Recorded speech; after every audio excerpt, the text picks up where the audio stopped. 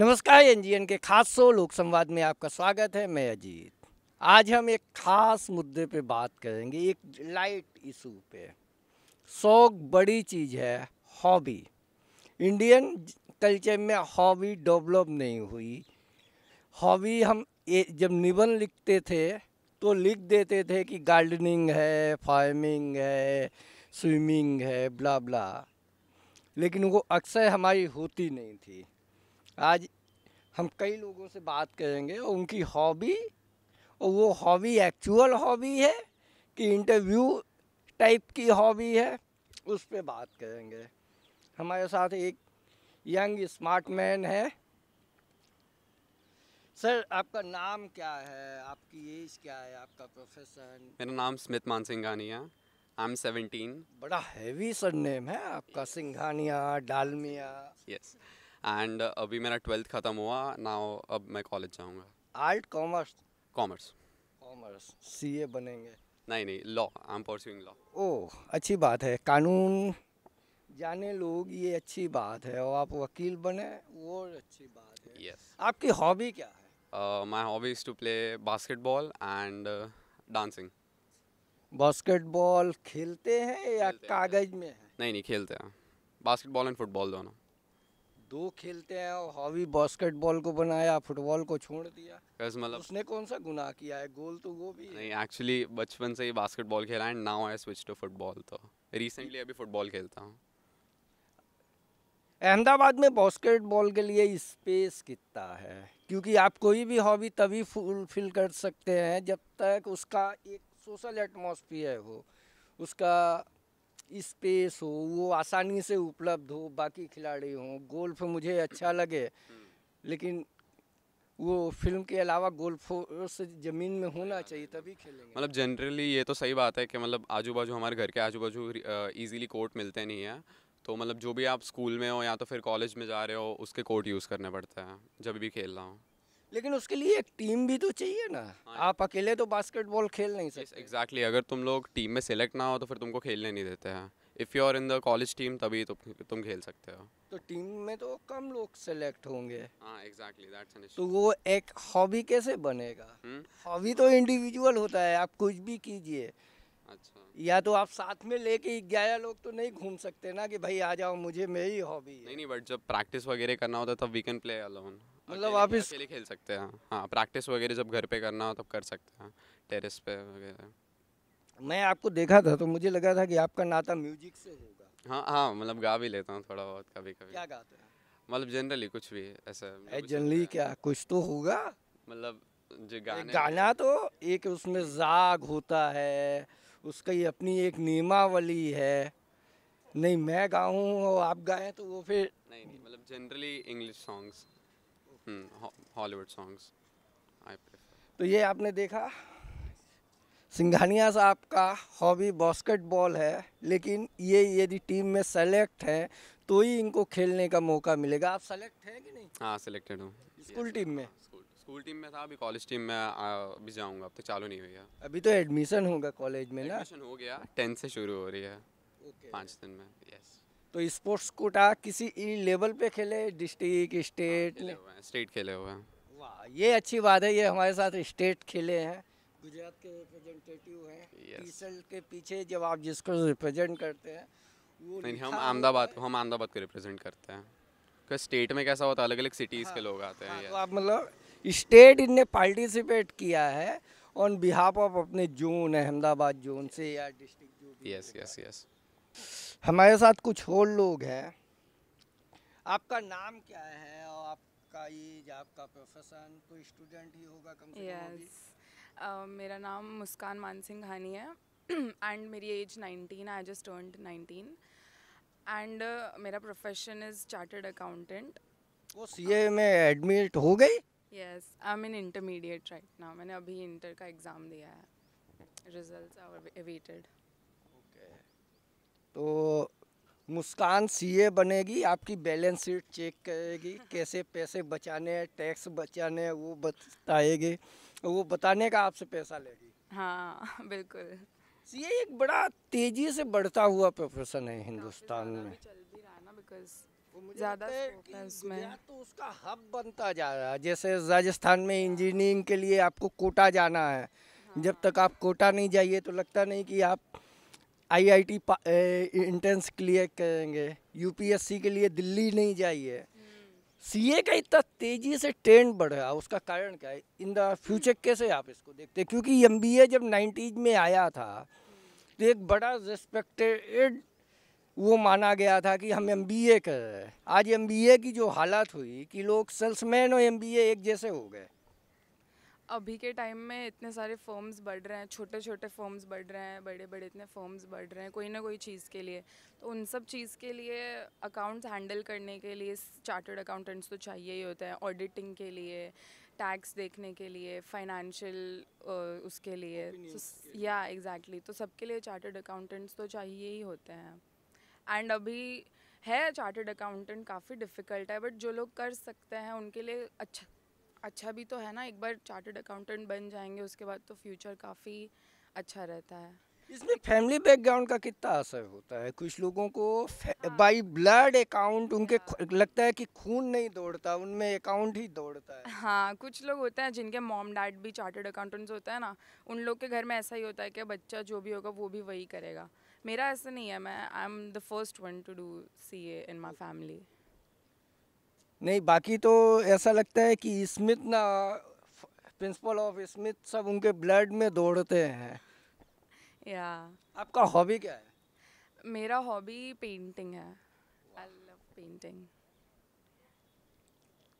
ये professional career के तौर पे कितना स्पेस है इंडिया में पेंटिंग के लिए?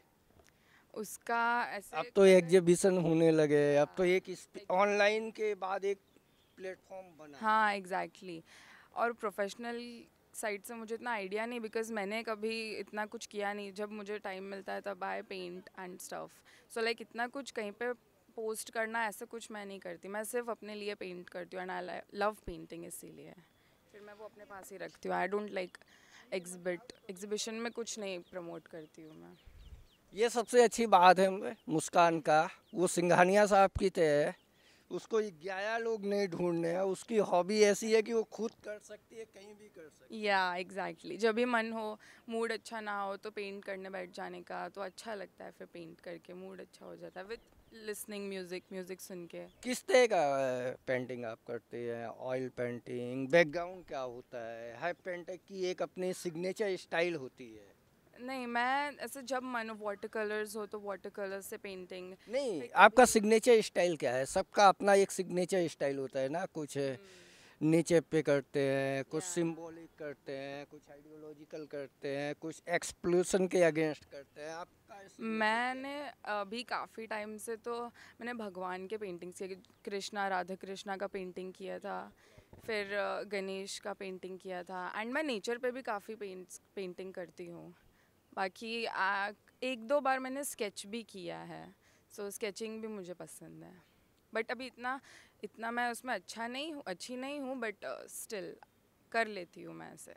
It's okay.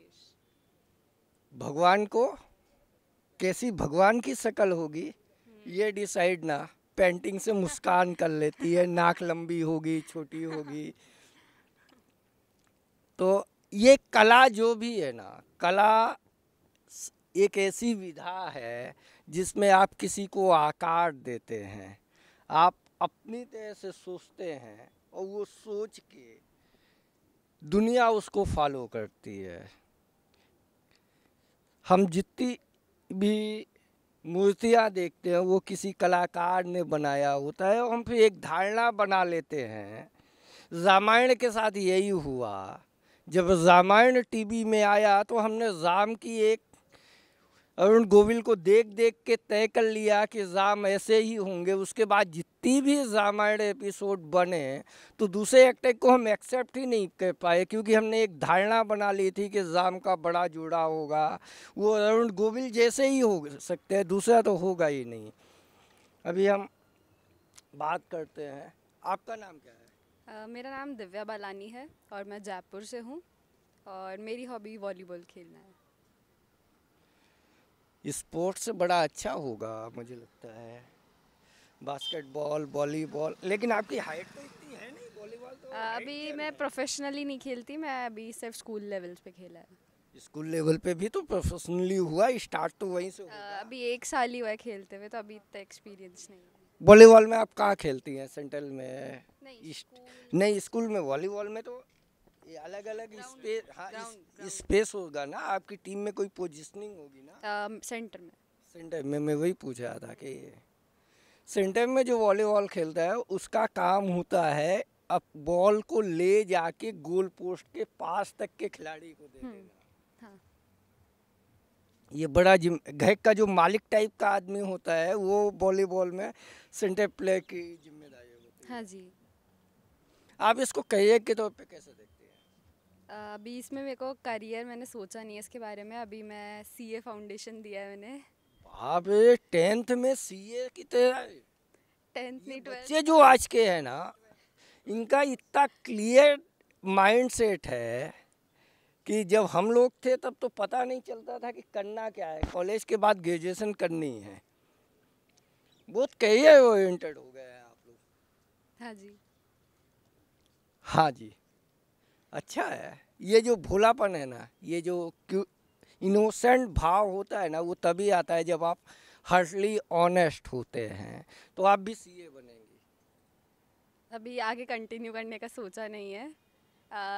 बीकॉम के साथ सीए या फिर सीएफए या सीएमए। है तो दोनों लगभग वही ना। मतलब आप लोग किसी को पैसा बचाने नहीं देंगे। हाँ जी। सबका टैक्स कितना आना है, कहाँ जाना है। स्टार्टअप इंडिया में एक ये नया दौर है, नया उभरता भारत है। और उभरते हुए भारत में, उभरते हुए इस देश में जिस तरह से उद्योगों की संख्या बढ़ रही है, स्मॉल इंडस्ट्रीज, इंटरप्रेन्योर, छोटे छोटे इंटरप्रेन्योर आ रहे हैं, स्टार्टअप हो रहा, उसमें सीए एक बड़ी भूमिका निभाएंगे।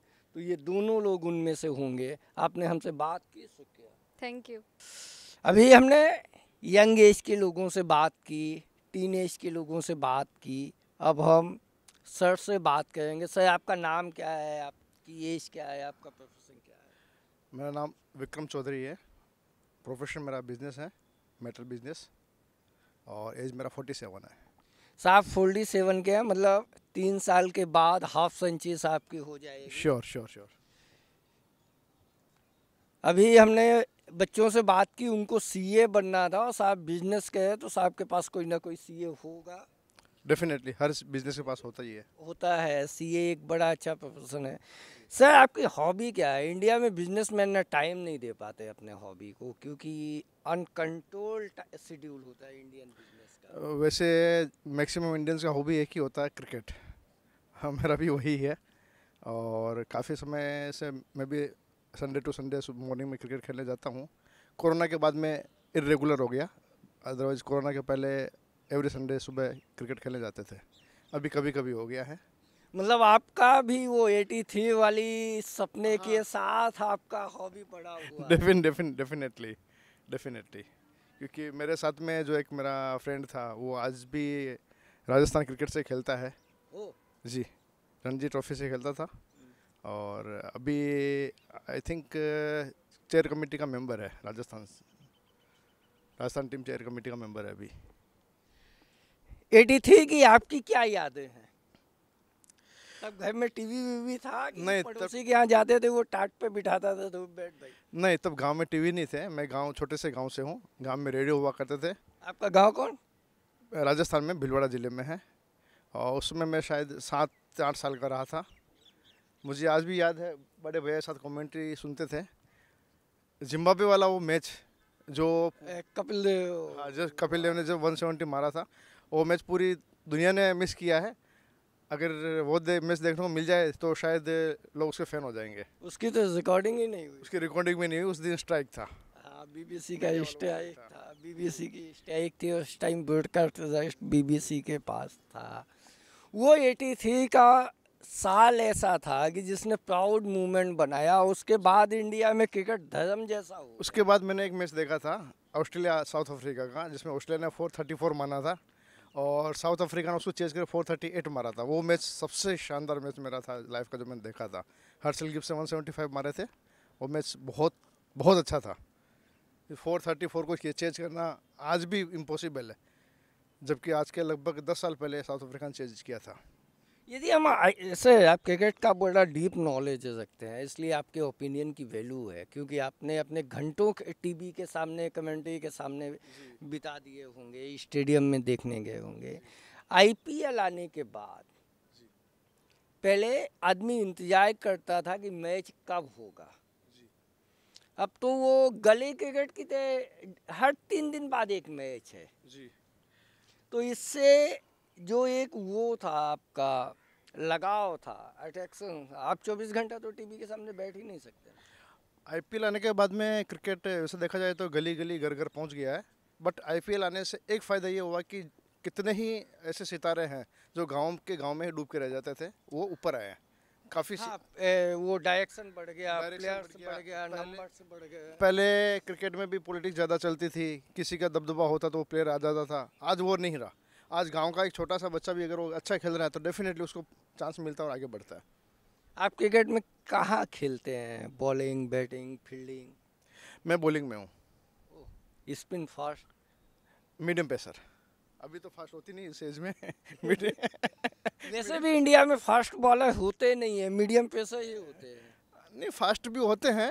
आईपीएल आया कौन हुआ सर? गिनती के चाहे 5 नाम है, वो बहुत जल्दी उनका जो लाइफ का क्रिकेट का करियर होता है वो बड़ा छोटा होता है, इंजर्ड बहुत जल्दी हो जाते हैं। हाँ, जैसे मैंने बताया कि मेरा फ्रेंड चेतन शर्मा के बाद तो कौन आया? नहीं, काफ़ी और बॉलर। चेतन शर्मा का भी कितना छोटा सा हाँ, नहीं, काफ़ी बॉलर आए हैं। एक्चुअल में बैट्समैन को इतना फिजिकल फिटनेस नहीं होना पड़ता जितना एक बॉलर को होना पड़ता है, क्योंकि उसका हमेशा रनिंग रहता है। फील्डिंग में भी रनर रहता है, दौड़ना पड़ता है, और बॉलिंग के टाइम पे भी उसको रनअप लेके दौड़ना पड़ता है। इसके अलावा काफ़ी मेहनत बॉलर को करनी पड़ती है। तो बॉलर का फिटनेस ज़्यादा ज़रूरी होता है। और दूसरा अगर देखा जाए तो काफ़ी बॉलर आए हैं आईपीएल में आने के बाद में, नए नए सितारे मिले हैं। बाकी पहले इतने बॉलर नहीं थे इंडिया में, और आने वाले टाइम में और अच्छे बॉलर आ रहे हैं। क्रिकेट को अब आप पेरेंट्स हो गए होंगे, आपके बच्चे होंगे, ग्रैंडसन होंगे, क्रिकेट को करियर के तौर पे कैसे देखते हैं?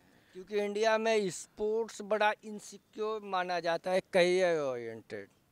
हमारे यहाँ कहते हैं कि खेलोगे कूदोगे तो होगे खराब। नहीं सर, ऐसा नहीं है कि खेलोगे कूदोगे तो होगे ख़राब। खेलोगे कूदोगे तो आप अच्छे होगे। आप अगर कहीं आगे नहीं बढ़ पाए तो आपका फिटनेस अच्छा रहेगा। और मैं जहाँ तक मानता हूँ कि पहला सुख निरोगी काया। अगर आप फिट रहे तो आप अच्छे लाइफ जी सकते हैं। आज मैं 47 ईयर का होकर भी अच्छा खेल लेता हूँ।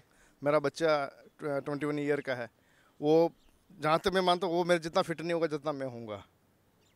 ठीक है, आजकल का बच्चों का खान पान भी चेंज हो गया है, काफ़ी रूटीन उनका चेंज हो गया। सुबह लेट उठना, रात को लेट सोना, वो सब हो गया। जंक फूड खाना, हमारे टाइम पे ये सब नहीं हुआ करता था। तो ये आपने देखा, साहब का बड़ा क्लियर ओपिनियन है कि खेलेंगे तो आप करियर कितना बना पाएंगे वो एक दूसरा सवाल है। करियर तो वैसे भी बहुत छोटी सी चीज़ है, आप फिट रहेंगे वो ज़्यादा इम्पोर्टेंट है। वो क्रिकेट के फ़ैन हैं, बहुत सारी इनके पास जानकारियाँ हैं, बहुत सारी इनकी यादें हैं। हम कुछ और लोगों से बात करते हैं, उनका ओपिनियन भी जानते हैं। हमारे साथ 2 लोग हैं, इतना चले हैं कि पूरा पसीना से भीगे हुए हैं, अभी सांसें चल रही। हम उनसे बात करेंगे। आपका नाम क्या है, आपकी एज, आपका प्रोफेशन? मेरा नाम निशित सोलंकी है, 24 ईयर्स एज। आप स्टूडेंट हैं या पास आउट हो गए? नहीं, पास आउट हो गया, अभी तो जॉब कर रहा हूँ। कौन से सेक्टर में, कहाँ के? प्राइवेट सेक्टर में। प्राइवेट सेक्टर में कहाँ? आईटी में, कॉमर्शियल, बिजनेस? कॉमर्शियल में। कॉमर्शियल में। तो सोलंकी साहब जॉब कर रहे हैं, एजुकेशन कंप्लीट कर ली है। अब हम इनसे बात करते हैं, आपकी हॉबी क्या है सोलंकी साहब? हॉबी तो रीडिंग है, फिर जिम, वर्कआउट, वो सब। Singing, listening song. आप गाते भी हैं? नहीं, और गाना? लिसनिंग सॉन्ग गाता नहीं। अच्छा, गाते नहीं है। सिंगिंग का मतलब इनका लिसनिंग था। हाँ। मैं सुनने में मुझे दिक्कत हुआ या इनको प्रोनाउंसिएशन इशू था। आप एकदम भीगे हुए हैं, ये कब से कर रहे हैं? वैसे तो 1-2 साल से कर रहा हूँ। 1 साल या 2 साल? अब तो जॉब में 1.5 हो गए साल, बॉस, 1.5 अब तो क्लियर करना पड़ेगा। 1.5 साल से। आप आपकी जो हॉबी है उसको आप अपने करियर के तौर पे कैसे देखते हैं, या इंडिविजुअल हॉबी है? मतलब मेहनत करना थोड़ा वो होता है जॉब के टाइम में और उसमें, पर कर लेते हैं वैसे सुबह टाइम निकाल के। शौक बड़ी चीज़ है, हाँ। और कम से कम ये एक ऐसी हॉबी है, यदि आप इसको करेंगे तो कुछ हासिल हो नहीं हो फिट रहेंगे, स्माइल होगा, ग्लो बना रहेगा। सर आपका नाम क्या है? जी, मेरा नाम राज शर्मा है। शर्मा जी, आप भी इनकी तरह एजुकेशन कंप्लीट हो गई होगी? हाँ, हम दोनों ने साथ में ही ग्रेजुएशन का कंप्लीट किया है और पिछले 6 महीनों से यहाँ पर अपने सेहत बनाने के लिए दौड़ते हैं और आते हैं रोज़ सुबह। ये बड़ी अच्छी दोस्ती है, साथ में पढ़े, साथ में कंप्लीट किया, साथ में जॉब किया, साथ में वॉकिंग करते हैं। और समय निकालना मुश्किल हो जाता है पर सेहत के लिए निकालना पड़ता है, क्या करें, ऐसा बिजी शेड्यूल हो चुका है आजकल का। जॉब के साथ ये सेहत बनाना भी काफ़ी मुश्किल है, पर समय निकालते हैं उसके लिए। करियर ओरिएंटेड होना और फिटनेस ओरिएंटेड होना, दोनों में बड़ा डिफरेंस है। आप दोनों को मैनेज कर रहे हैं। हाँ, जैसा कि अभी बिजी शेड्यूल सबका हो चुका है तो कुछ लोग इसमें समय नहीं दे पाते हैं, फिर बाद में जाकर के काफ़ी तकलीफ़ झेलते हैं। तो उससे अच्छा पहले ही थोड़ा मेहनत कसरत किया जाए तो फिट रहा जाए, वही हमारा उद्देश्य रहता है। आपकी हॉबी क्या है? हॉबीज़ में यही है, ट्रैवलिंग करना, अच्छा फूड खाना और घूमना फिरना, और ये एक्सरसाइज पे ध्यान देना। ये अच्छे फूड को डिफाइन करेंगे? फूड मतलब नई जगह के टेस्ट करना, कोई भी फेमस प्लेस हो वहाँ पर जाकर के विज़िट करना, खाना पीना, वही सब। मतलब दबा के खाओ हाँ। और खूब एक्सरसाइज करो। हाँ, वही है, वही चीज़ है। ये नहीं खाना, वो नहीं खाना का झंझट पालने का नहीं, ये- पेन एंड गेन, और ये भी है कि कोई भी चीज़ सीमा में, मर्यादा में, वो सही रहता है शरीर के लिए। शर्मा जी की हिंदी बड़ी अच्छी है, प्रोनाउंसिएशन इनके बड़े साफ हैं। एक नई फिलॉसफी यहाँ से निकली है, पेन एंड गेन। दबा के खाओ और दबा के तोड़ो। जियो और जीने दो की जो फिलॉसफी थी, उससे ये एक उल्टी दिशा में जाने वाली फिलॉसफी है, लेकिन है अच्छी, आजमाइएगा कभी। थिंक हम कुछ और लोगों से बात करेंगे। सर आपका नाम क्या है? कथन आपकी शाह। हॉबी, आपका प्रोफेशन? मेरा बिजनेस है प्रिंटिंग प्रेस का और मेरा नाम कथन शाह है। कथन साहब का छापा खाना है, ये जो किस तरह की छपाई होती है आपके यहाँ, कॉमर्शियली या न्यूज़पेपर ये सब? नहीं, कॉमर्शियल प्रिंटिंग होता है। ये जो पंपलेट पोस्टर वगैरह सब होते हैं। हाँ। आपकी हॉबी क्या है? हॉबी तो फ़िलहाल बिजनेस ही है। बिजनेस को हॉबी बनाना मुश्किल काम है। बिजनेस यदि हॉबी है, हॉबी तो वो होता है जो आपको सुकून देता है, और बिजनेस से थक के ही तो आदमी हॉबी कोई अपनाता है ना। बिजनेस ही सुकून देता है। सुबह से दिन भर बिजनेस करते वही हॉबी बना लिया है अभी। ये बड़ी चीज़ है, और ये गुजरात में ही संभव है कि बिजनेस, नौकरी किसी की हॉबी हो। आदमी इनसे हटने के लिए कुछ ना कुछ सोचता है। लेकिन गुजरात में बिजनेस ही हॉबी रहता है। हाँ, ये बड़ी अच्छी बात है। मैं गुजरात में जब से आया हूँ, मैं गुजरात में नया हूँ, यहाँ लोग नमस्कार नहीं करते, हाय हेलो नहीं करते। दो गुजराती जब आपस में मिलते हैं तो पूछते हैं धंधा पानी केवू छे। हाँ, सही बात है ना। मतलब धंधा पानी यदि अच्छा है तो बाकी सब तो अपने आप ही अच्छा होगा, पूछना नहीं। दूसरा सब बढ़िया ही रहता है। फिर दूसरा कुछ भी दिक्कत नहीं रहता है। धंधा अच्छा तो सब अच्छा। ये ग्रोइंग गुजरात है, धंधा अच्छा, सब अच्छा। और हम ये साबरमती के किनारे खड़े होकर बात कर रहे हैं। ये जो साबरमती है, यहीं पे गांधी ने आश्रम बनाया था। ये वो गांधी का गुजरात था जब आश्रम बनते थे। और ये शाह साहब का गुजरात है। दिल्ली में भी एक शाह साहब हैं जिनके लिए धंधा है तो सब अच्छा है। सही बात है। कोई भी गुजराती के लिए वही होता है, रहता है। आपने बात की, शुक्रिया। Thank you. हमारे साथ सर हैं, हम उनसे बात करेंगे। सर आपका नाम क्या है? मेरा आपकी नाम है निकुंज पटेल। मैं उस्मानपुरा एरिया में रहता हूँ और मेरे सुबह में मॉर्निंग वॉक और पशु पक्षी के लिए खाना खाने के लिए मैं डालता हूँ सर। आपका प्रोफेशन क्या है? मैं मार्केटिंग में हूँ। पटेल साहब मार्केटिंग में है और पटेल साहब के हाथ में एक पॉलीथीन था। इस पॉलीथीन में अलग अलग तरह की नमकीन थी, बिस्किट थी। इनने हमें ऐसा बताया कि ये कुत्ते को बिस्किट खिलाते हैं और कबूतर को सेव कौवे को सेव खिलाते हैं, सेव और दही, सेव और दही खिलाते हैं। लेकिन सेव मतलब एप्पल नहीं, गुजरात में सेव नमकीन को कहते हैं। हाँ, तो उसमें क्या है, ये मैं 3 साल से डाल रहा हूँ और जो बाहर से लोग सब लोग बोल रहे हैं कि कौवे को खिला के नुकसान कर रहे हैं, वो कुछ नहीं होता है, कौवे भी स्वस्थ रहते हैं। लेकिन सर कुत्ते को बिस्किट खिलाना तो मेडिकली फिट नहीं है ना? कौन बोल रहा है? डॉक्टर बोलते हैं। कोई नहीं है, मैं 3 साल से कुत्ते को खिला रहा हूँ, कोई प्रॉब्लम नहीं आ रहा। 3 साल से कुत्ते जी रहे हैं अभी। लेकिन डॉग बिस्किट तो अलग होते हैं ना सर? नहीं सर, खिला सकते हैं। खिला सकते हैं, ये पटेल साहब का मानना है। मैं इसका एक्सपर्ट नहीं हूँ, सुनी सुनाई बातें हैं। कुछ लोग कहते हैं कि नहीं खिलाना चाहिए, कुछ लोग कहते हैं मैं खिलाना 3 साल से कुत्ते को दूध और बिस्किट खिला रहा हूँ, कुत्ते को अभी तक कुछ नहीं हुआ है। इस वक्त कहे कुत्ते को कुछ हो भी नहीं। आपका हॉबी क्या है सर? मेरी हॉबी अभी बोले तो शौक है, मेरा शौक है गाना सुनने का। आप गाना सुनते हैं, किसके गाने आपको पसंद हैं? Old age. गायक कौन, संगीतकार कौन? संगीतकार है, मुकेश है, लता है, रफ़ी है। भी लास्ट वीक क्या बोलते, पालड़ी म्यूजियम में उसका प्रोग्राम था, तो वहाँ भी गए थे हम लोग। मुकेश का आपका फेवरेट सॉन्ग कौन सा? क्रांति का जो सॉन्ग है ना, वो सॉन्ग। फेवरेट तो याद होगा ना सर? फेवरेट तो गाना है वो क्रांति का, मनोज कुमार का और हेमा मालिनी का जो गीत है वो।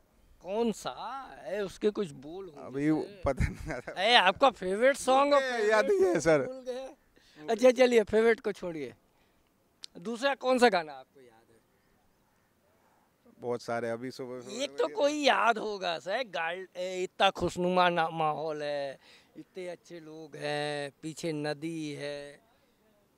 गाना यदि आपका हॉबी है सुनना, तो कुछ तो होगा। अरे अभी मुंह पे ये याद नहीं आ रहा है साला। चलिए, पटेल साहब नर्वस हो रहे हैं, उनके मुंह पे है और याद नहीं उनको आ रहा, ये होता है। लेकिन ये यदि मेडिकली सही है तो ये अच्छा काम करते हैं। कबूतर को खिलाते हैं, कुत्तों को खिलाते हैं और मूक पशुओं की सेवा करते हैं। आपने हमसे बात की, इसके लिए शुक्रिया। अच्छा है, आप अच्छे से सबका रिव्यू ले रहे हो, इसके लिए मेरे को आपके धन्यवाद बोलना चाहिए। हम अहमदाबाद के जिस भी पब्लिक प्लेस में गए, हमें वहाँ कुछ लोग ऐसे मिले जिनके साथ कोई ना कोई एनआरआई था, अमेरिकन था। ये सर हमें मिले हैं, इनके दामाद है, ये अमेरिका में रहते हैं। हम इन लोगों से बात करेंगे और इंडियन हॉबी अमेरिकन हॉबी के बीच का जो अंतर है उसको समझेंगे।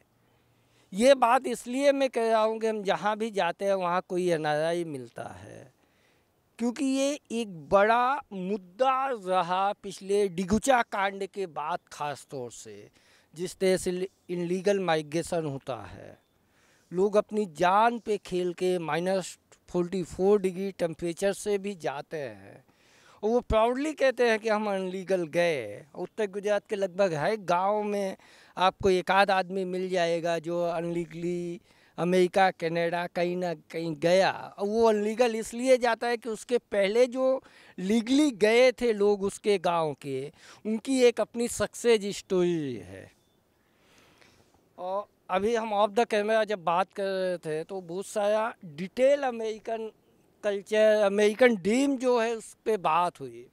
सर आपका नाम क्या है और आपका एज, आपका बिजनेस, प्रोफेशन? मेरा नाम हितेश पटेल है और मेरी 60 ईयर्स एज है और मैं यहाँ, मेरा पैकेजिंग का इंडस्ट्री है और मैं बाय बॉर्न यहीं समझो रहता हूँ, अहमदाबाद का प्रॉपर हूँ। और वैसे मैं भी समझो कि यूएस सिटीज़न हुआ हूँ, इमिग्रेंट हो गए। ओह। लेकिन मैं रहता यहाँ हूँ डुअल मेंबरशिप है आपके, सिटीजनशिप? या अभी रिसेंटली सिटीज़न हुआ हूँ, क्योंकि मेरे सन इन लॉ है वो 20 साल से वहाँ है यूएस में, और ये डॉक्टर है। सर आपकी यहाँ पे एक फैक्ट्री है, आपके नीचे एम्प्लॉई है, फिर ये अमेरिकन ड्रीम जो है वो गुजरात के लिए कितना इम्पोर्टेंट है, खास तौर से आपकी कम्युनिटी में? पटेल तो जब तक उसके पासपोर्ट पे यूएसए का सिक्का नहीं लगे तो उसको लगता है कि एक उसका चारों धाम की यात्रा का एक अंग बाकी है, जीवन उसका बाकी है। सही है। एक्चुअली क्या है कि दोनों देश के बीच में बहुत बड़ा डिफरेंस है, कल्चर से लेके अपॉर्चुनिटी का। जो यहाँ कल्चर तो हमें कहाँ समझ में आएगा, सीखते सीखते 20 साल जो यहाँ मिलेगा वो वहाँ नहीं मिलेगा, वहाँ मिलता है वो यहाँ नहीं मिलता है। वो क्या यहाँ मिलता है, क्या वहाँ नहीं मिलता, वहाँ क्या मिलता है? वो देश है ना, पूरा अपॉर्चुनिटी का देश है। वहाँ आपको ग्रो होने का पूरा स्कोप है, यानी आप अगर एजुकेशन हो आपके पास है तो बहुत अच्छी आप लाइफ जी सकते हो। वहाँ पे स्केल बहुत अच्छा मिलता है, लाइफ बहुत अच्छी है वहाँ। जो यहाँ लग्जरी बोलते हैं वो वहाँ प्राइमरी स्टेज में है। एज लाइक एज अच्छा मकान, साफ़ सुथरा, सेंट्रल एसी हाउस, अच्छी गाड़ी, अच्छा खाना। खाने का जो स्टैंडर्ड है वो प्रेसिडेंट जो खाएगा वो समझो एक निचला का बॉटम आदमी है वो भी खा सकता है। और सपोज़ के एक आदमी का पूरा फैमिली का खाने का खर्चा मुश्किल से पूरा ग्रोसरी का महीने का $300-400 आता होगा। $400 के अंदर वो जो चाहता है वो खा सकता है। जो इसके लिए वहाँ एक आदमी का 2 दिन की सैलरी है मिनिमम लेबर क्लास की, तो यहाँ 2 दिन की सैलरी के अंदर पूरे फैमिली को बेस्ट लग्जरियस खाना सो नहीं दिला सकता।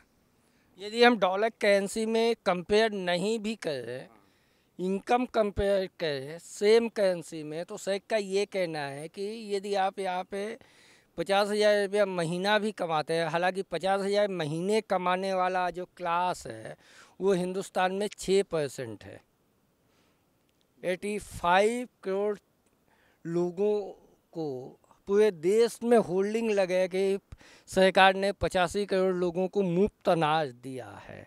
तो मुफ्त अनाज तो बीपीएल लाइन के नीचे मिलता है, जो कमा नहीं पाते। तो ये 85 करोड़ का जो नंबर है उसमें 50,000 वाला तो बहुत कम होता है। फिर भी सर का कहना है कि $200, $250-300 में आप 2 महीने भर का ग्रोसरी ले लेते। हाँ, $300-400 में 4 आदमी का ग्रोसरी आ जाएगा, जिसमें वो चाहे ड्राई फ्रूट खा लेवे, मिल्क खा लेवे, फ्रूट खा लेवे, अपना खाना खा लेवे, उसको $400 का खर्चा लगभग आता है ग्रोसरी का 4 आदमी का। तो वो प्राइमरी स्टेज पर उसको मिल जाता है, जो यहाँ नहीं है। यहाँ है उसमें संतुष्ट है लोगों को, ऐसा नहीं है कि भाई यहाँ, लेकिन जब कंपेयर होती है तो आप कंपैरिजन कर सकते हो कि वहाँ लाइफ जो है वो ज़्यादा उनको इजी लगती है। वहाँ ना कोई समझो कि कौन से धर्म का है कि कौन से जाति का है, वो नहीं है।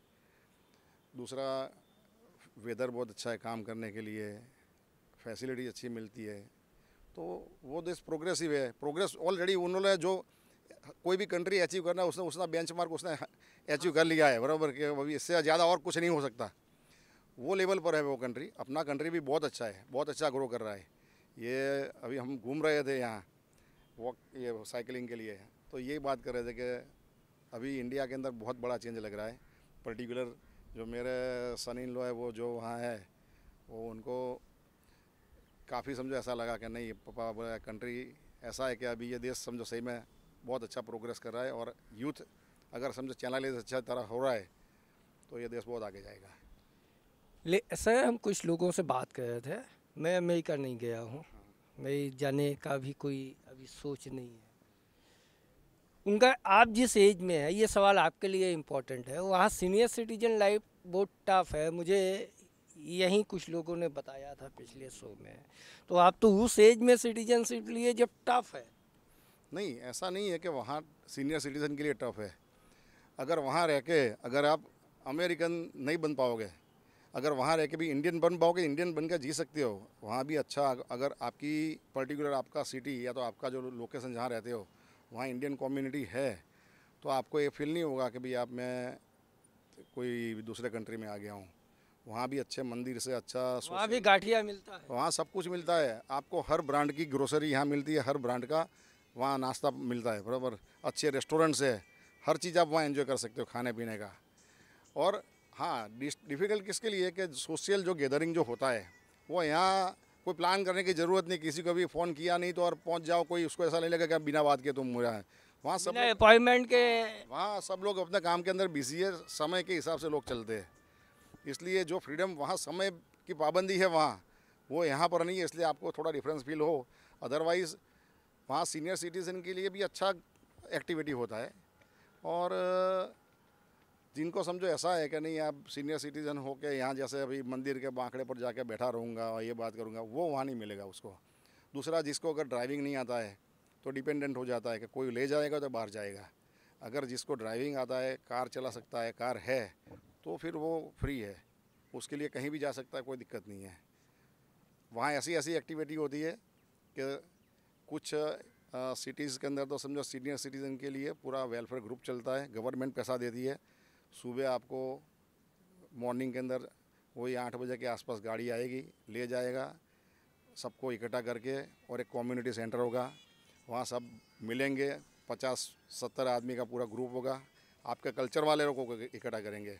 वहाँ खाने का नाश्ता सब होता है, टीवी होता है, चैनल इंडियन चलती है, न्यूज़पेपर होता है।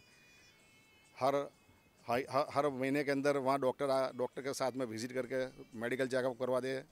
महीने 2 महीने में एक बार टूर पर ले जाते हैं विदाउट एनी कॉस्ट। ये सब समझो सर्विस वहाँ देते हैं।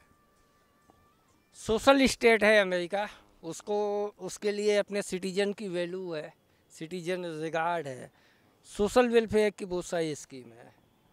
आप डॉक्टर साहब से अब बात करेंगे, वो इनके दामाद हैं, और ये डॉक्टर साहब ही वो आदमी है जिनने एक सिटीजन हमसे छीन लिया। भाई हमने कुछ नहीं छीना, मैं खुद इंडिया का सिटीज़न था पहले, फिर वहाँ का बना, और वहाँ से मैं अभी वो बोलते हैं ना ओवरसीज सिटीजनशिप ऑफ इंडिया, कि भाई इसलिए मैं वहाँ पे जो OCI बोलते हैं वो मैंने इसलिए अप्लाई किया कि मैं और मेरा बेटे का भी है, वो वहाँ का उसकी पैदाइश वहाँ की है। तो आपको तो ग्रीन कार्ड होल्डर हो गया। मेरे हाँ, इन अ वे इमोशनली है, क्योंकि मैं इंडिया, एक टाइम ऐसा था कि मैं इंडिया का सिटीज़न था, वहाँ का ग्रीन कार्ड होल्डर था। अभी ऐसा हो गया कि मैं अमेरिका का सिटीज़न हूँ, यहाँ का ग्रीन कार्ड होल्डर हो गया। बट इसलिए मैं बनाऊँ क्योंकि अभी भी इंडिया है मेरे में, तो वो कभी नहीं जाएगा। क्योंकि खाने से बोलने से हम गुजराती बोलते हैं, मेरा बच्चा अभी वो वहाँ का बड़ा है तो इंग्लिश तो नेचुरली होगा उसका, तो वहाँ की तरह का, बट लेकिन हम ऐसे बोलते हैं कि भाई गुजराती घर में गुजराती ही बोले, क्योंकि उसको पता चलना चाहिए कि वो कहाँ का है। बट वहाँ पे अलग चीज़ है कि देखो, मैं इंडिया को, अमेरिका को सोशलिस्ट कंट्री नहीं बोलूँगा, क्योंकि वो कैपिटलिज्म का इट्स अ फाउंडिंग स्टेट। नहीं, जब मैं सोशलिज्म की बात करता हूँ तो वेलफेयर के लिए सोशलिज्म। हाँ, उसकी भी कॉस्ट लगती है। देखो उसमें क्या है कि वहाँ पे मुझे इंडिया का वो इकोनॉमिक स्ट्रक्चर मालूम नहीं है, लेकिन ऐसे बोल सकते हैं, देखो हर दो कुछ भी किसने कोई डिसीजन लिया कि भाई हमको आइसक्रीम खाना है या कुछ चॉकलेट खानी है, तो उसमें कोई लॉजिक रहता है कि भाई मुझे आइसक्रीम क्यों खाना है, चॉकलेट क्यों खानी है। तो वहाँ पे भी ऐसा है कि भाई देखो अमेरिका क्यों मैं सेटल हुआ हूँ, इंडिया में क्यों नहीं हुआ। बट ऐसे देखोगे, मुझे उस लॉजिक में इंटरेस्ट है क्योंकि डॉक्टर का इंडिया में सबसे रिस्पेक्टेबल प्रोफेशन है, पैसे भी अच्छे मिल जाते हैं, एक सोसाइटी वैल्यू होती है, सब डॉक्टर साहब कहते हैं। तो यही एक पेशा ऐसा है जिसके पीछे अपने आप साहब लगता है। That's very nice of you, all of you to think that way, कि भाई आप सोच रहे कि डॉक्टर कोई अलग तो है। भगवान मानते हैं डॉक्टर। हाँ, ऐसा ही है, क्योंकि मैं खुद नहीं ऐसे बोलता कि मैं जैसे जाता हूँ किसी के साथ, तो मैं अपने खुद को इंट्रोड्यूस नहीं करता कि भाई मैं डॉक्टर हूँ। अगर किसी को कोई हेल्प चाहिए या कुछ। आपने MBBS कहाँ से किया था? मैं यहाँ पे 10th तक ही पढ़ा हूँ, मेरी 11-12 और पूरा कॉलेज वहाँ का ही है, US का ही है। तो मतलब आपका फैमिली बैकग्राउंड पहले से अमेरिका से कहीं जुड़ा हुआ? हाँ, तो ऐसे सोच लो कि मैं 11 करने तो अमेरिका कौन जाएगा। हाँ, ऐसे नहीं था एग्जैक्टली। तो हमारा इमिग्रेशन, तो मेरी नानी वहाँ पे गई थी 1996 में, तो उन्होंने जो पटिशन फाइल करते, जो हम बोलते हैं कि फाइल रखी, तो वो उन्होंने शुरू किया। और उसके बाद उनको लगा कि देखो वो 65 की थी, 60-65 की थी, वहाँ पे वो गई, तो वो ऐसे घूमने गई थी क्योंकि उसकी बहन वहाँ पे थी। तो उसको लगा कि देखो वो इंडिया में हमारा गांव है, जो अभी तो गांव नहीं बोल सकते, लेकिन वो नरोडा, जो अभी अहमदाबाद का बहुत बड़ा हिस्सा है, तो वहाँ पे हम नरोडा में बड़े हुए थे। तो उसको लगा कि उस टाइम पे कि देखो मेरे फैमिली के जो बच्चे हैं, ग्रैंड चिल्ड्रन हैं, उनकी अपॉर्चुनिटी वहाँ पे ज़्यादा है। तो उनको ऐसा लगा, तब तक तो मुझे मालूम ही नहीं था कि अमेरिका इंडिया में कोई फ़र्क ही नहीं था, हम तो वैसे ही पढ़ रहे थे 5वीं-6वीं में। तो एक एक्साइटमेंट होता था कि भाई देखो अमेरिका के टॉयज़ आते थे, वो ऐसे बच्चों वाली फैंटेसी थी हमारी अमेरिका के लिए। बट उनको लगा कि यहाँ पे अपॉर्चुनिटी ज़्यादा है। तो अपॉर्चुनिटी वजह से वो 5 साल वहाँ पे रही, उसको इंग्लिश आती भी नहीं थी, बट वहाँ पे उसने मेहनत की, इनफ इंग्लिश सीखा कि वो अपनी बच्चों को एक भविष्य दे सके। तो age of 65 she became citizen of US. तो उसने एग्ज़ाम क्लियर की, वहाँ पे एग्ज़ाम भी ऐसी नहीं है टफ है, लेकिन उस स्टैंडर्ड से देखो उनके लिए तो बहुत हार्ड है एग्ज़ाम। एक हाउस वाइफ को जाके एक ब्रिटिश अमेरिकन कल्चर में, यूरोपियन कल्चर में ढलना, कोई भी कल्चर हो, वो मुश्किल होता है। मुश्किल होता है। आपका ड्रेसिंग चेंज होता है, हाँ। थॉट्स चेंज होते हैं, डायलॉग का लैंग्वेज चेंज करेक्ट, होता है। मतलब अडेप्टेशन तो होना ही पड़ता है। तो वहाँ पे उसको दूसरी चीज़ उसको वो लगी कि वहाँ पे वो सब वेलकमिंग और अपॉर्चुनिटीज देते हैं, कि मतलब मेरा मतलब कहने का ये है कि वहाँ पे सब भेदभाव, देखो हर इंसान का होता है कि मैं मेरे जैसा और दूसरे जैसा, एक होता ही है, सुपरविजन से अंदर से आती है। वो होता ही है, हर इंसान का होता है कि भाई मैं हूँ, वो है।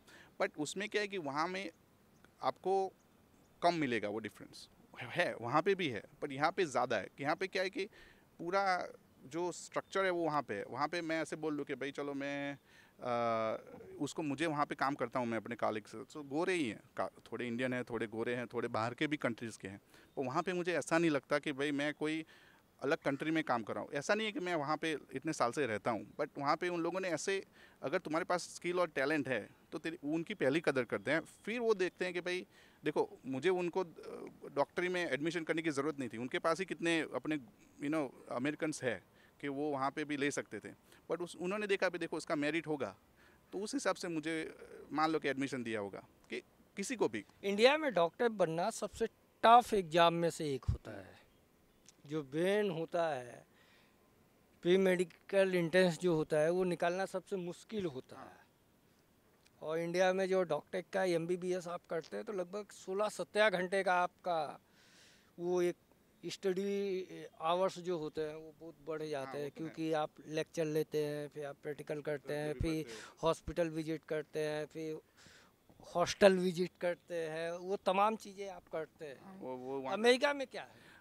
वैसा ही है। देखो डॉक्टरी प्रोफेशन ऐसा है कि उसमें मैं एजुकेशन की बात कर रहा हूँ, डॉक्टर बनने के पहले की जो प्रक्रिया हाँ, वही है, बोल रहा हूँ कि आप प्रोसेस। जूता पहनने को तरस जाते हो, आप चप्पल में पूरा ओटी घूमते घूमते आपकी आदत हो जाती है चप्पल हाँ, तो ऐसा सोच, दोनों का देखो डिजीज़ तो सेम ही है। यहाँ का भी वो हार्ट अटैक आता है तो जैसे रिस्पॉन्ड करते हैं वहाँ पे भी वैसा करते हैं। वहाँ पे टेक्नोलॉजी ज़्यादा है तो थोड़े रिसोर्सेज अलग तरीके हैं। तो पहले की बात करूँ तो एजुकेशन में क्या है कि वहाँ पे यहाँ से आप 12th क्लियर करते हो तो वहाँ से आपको अमेरिका में बैचलर डिग्री लेनी पड़ती है, मतलब BSc या BA।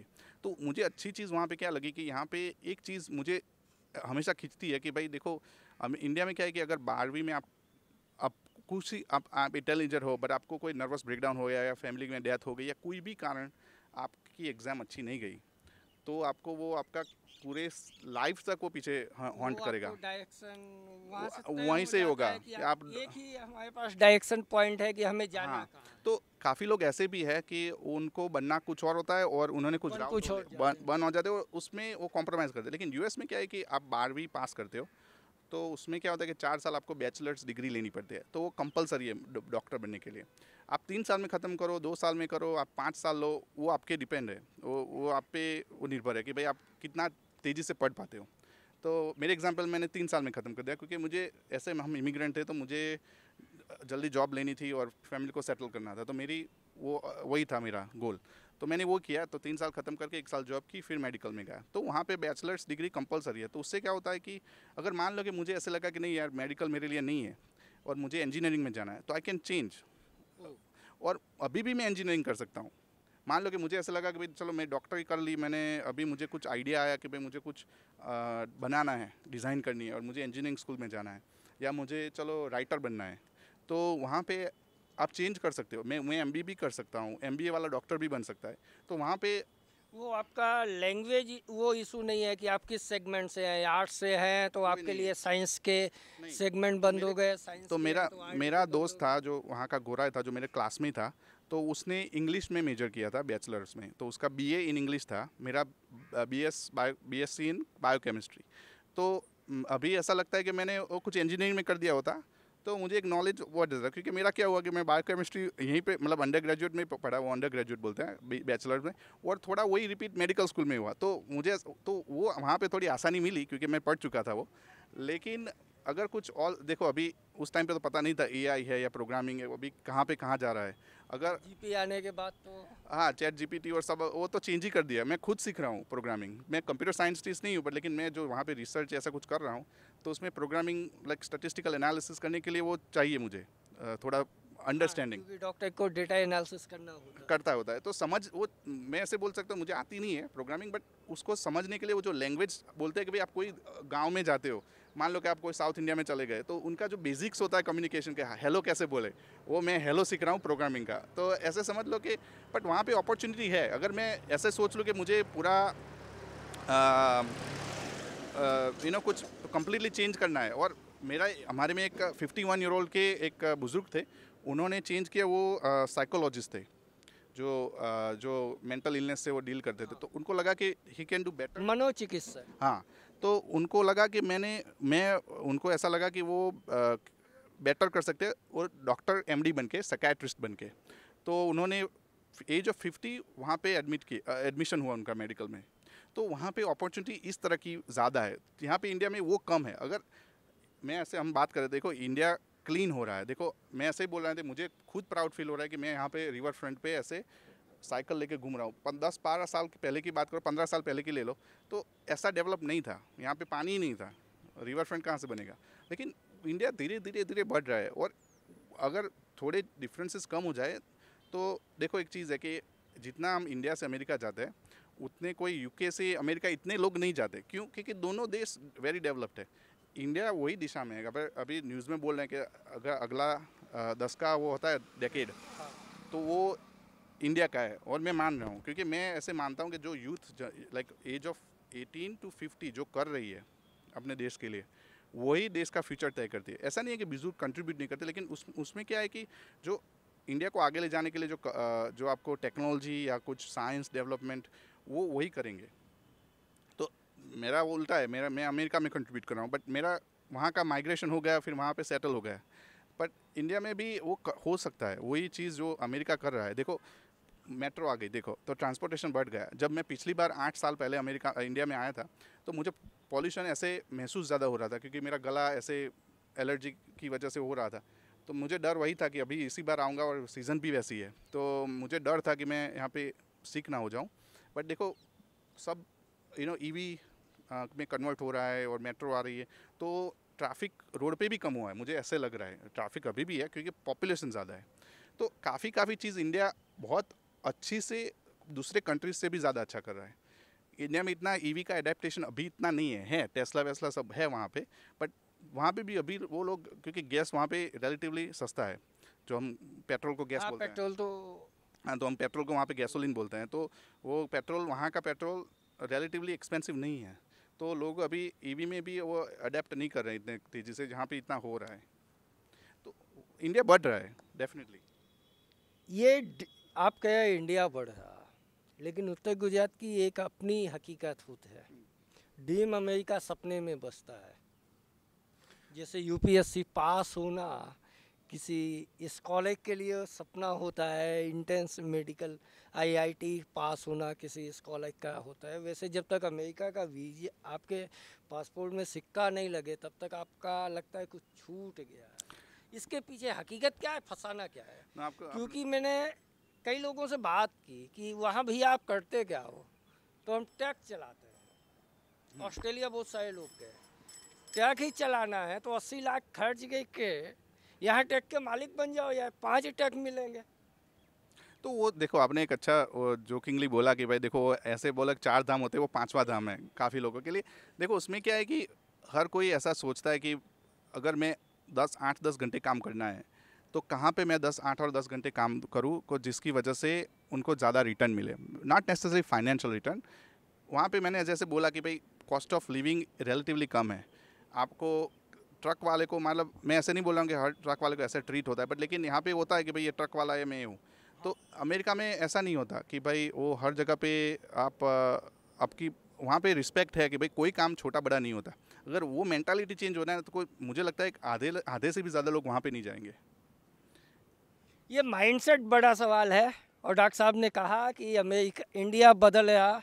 हम उम्मीद करते हैं कि एक दिन जो डॉक्टर साहब के बच्चे होंगे वो अमेरिका से इंडिया वापस आएंगे, यहाँ की सिटीजनशिप लेंगे, वहाँ की सिटीजनशिप सरेंडर करके और साथ में अपने कुछ दोस्त लाएंगे। ये बदलता भारत है, अतुल्य भारत है। और सबसे बड़ी बात ये है कि अमेरिका में इतने साल रहने के बाद, नॉन हिंदी स्टेट होने के बाद, डॉक्टर साहब की हिंदी बड़ी अच्छी है, इनके प्रोनाउंसिएशन बड़े अच्छे हैं, तो भारत वापस आने की संभावनाएं बची हैं। आज का शो हमने किया था हॉबी पे। सर आपकी हॉबी क्या है? देखो मैं ऐसे बोल रहा हूँ ना कि मैं डाई हार्ड अमेरिका के चक्कर में हॉबी नहीं, मेरा हॉबी है। देखो हर हफ्ते हम क्रिकेट खेलते हैं, हर हफ्ते। अमेरिका में क्रिकेट खेलते हैं? हाँ। तो यहाँ पे मैं अभी कुछ बच्चों को देख रहा था, तो मैंने ऐसा लगा कि मैं थोड़ी बैठ जाऊँ। वो नहीं, मेरा बच्चा वहाँ का है 5 साल का, वो क्रिकेट अच्छे खेलता है। मैं ऐसे बोल सकता हूँ गारंटी कैमरा पे कि अगर उसकी एज के बच्चे खेले ना उसके साथ, तो उसको हार्ड टाइम दे सकता है। वो बॉलिंग भी अच्छी करता है, बैटिंग भी अच्छी करता है। तो ऐसा नहीं है कि अमेरिका में जाके कुछ चेंज होना है, वहाँ पे भी इंडिया का वो हम सब रखते हैं। जैसे पापा ने बोला कि हम वहाँ पे होली भी मनाते हैं, दिवाली भी मनाते हैं और बहुत अच्छे से मनाते हैं। तो वहाँ पे जैसे पहले की एक पुरानी कहावत है कि भाई इंडियन को आप इंडिया से ले जा सकते हैं। यदि ऐसे ही जाते हैं तो अमेरिका वाले होली मनाने लगेंगे। तो मना आते भी है, होता भी है, गोरे लोग आते भी है, ऐसा नहीं अमेरिकन लोग उसमें पार्टिसिपेट करते हैं। उनको गाठिया खाना सिखाया कि खाली पिज्जा ही खा रहे हैं आप? गाठिया खाखरा सब खाते हैं वो, सच में खाते हैं वो। चलो मजा आ गया। तो आपने देखा, हमने अलग अलग लोगों से बात की, अलग अलग एज ग्रुप के लोगों से बात की, उनका ओपिनियन जाना, उनके शौक़ पे बात की।